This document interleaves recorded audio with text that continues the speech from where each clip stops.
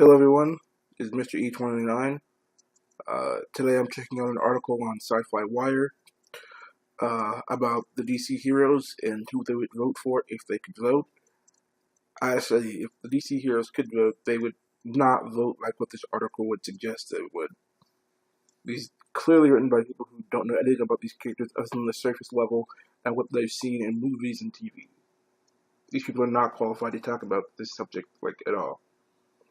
Anna Marie Cox and Cher Martinetti,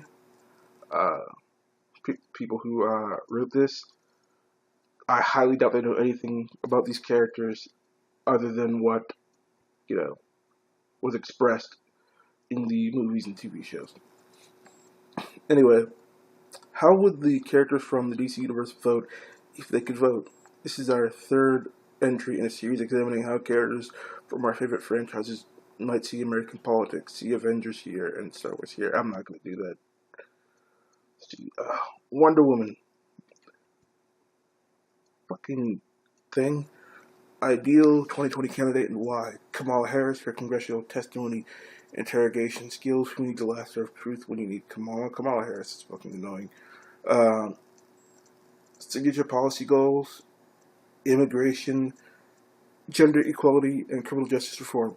Yes to the last two, no to the first one. Here's the thing. These heroes operate within the confines of the law. And while, yes, they would want people to be treated fairly, they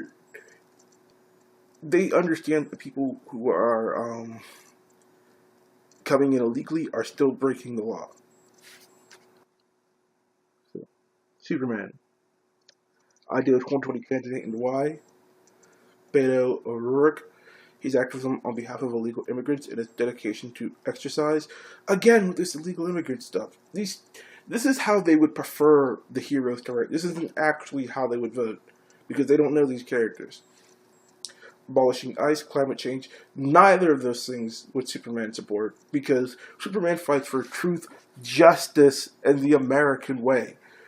And as much as people don't like ICE, we need them to, enforce our immigration policies, and they don't just do immigrations. They do customs too. They stop illicit materials, possibly dangerous materials, from entering our country. So their job is very important, but people always focus on the immigration stuff that they do. Superman would not be against that, because everybody says that Superman is an illegal immigrant. He's not. He's a refugee fleeing a natural disaster. I don't care what Brian Michael Bendis says. Krypton blew up naturally. And here's the thing. He is an American citizen. People think he's a legal alien. No. Mon Ken instilled him with a healthy respect for American justice. So they would definitely have, had him formally adopted, or just said, yeah, he was born at our house. We needed to get all these forms filled out. But yeah, they wouldn't keep Superman as an illegal immigrant. No way in hell they would do that. Superman 100% pays his taxes. Batman. Ideal 2020 candidate and why. Joseph Kennedy III. His use of a familial legacy and wealth for good and not evil, that I can get. Gun control, pursuing hate crimes, and maintaining the federal prohibition on marijuana. Batman has never given a flying hell about marijuana. And gun control, Batman's really not that hard up on gun control anymore, because Jason Todd has used guns for a long time, and his guys have the Red Hood, and Batman seems to be perfectly fine with him, using guns. He really hasn't been, that hard up about it. So yeah, especially the Batman they're showing in this picture, Ben Affleck's Batman, who's used guns on multiple occasions. So I don't know what the hell they're talking about. In hate crimes, Batman hates all crime, regardless of who it is and why it was done. So Batman is just anti-crime.